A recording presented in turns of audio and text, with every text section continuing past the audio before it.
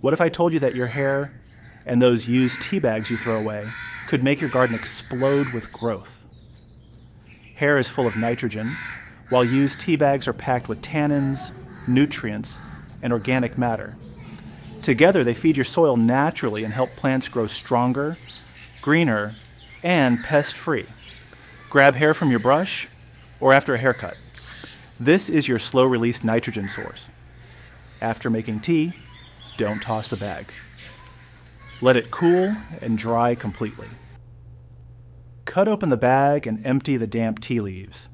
These improve soil texture and add organic nutrients. Bury the both 2 to 4 inches deep near your plants, or blend it into your compost pile.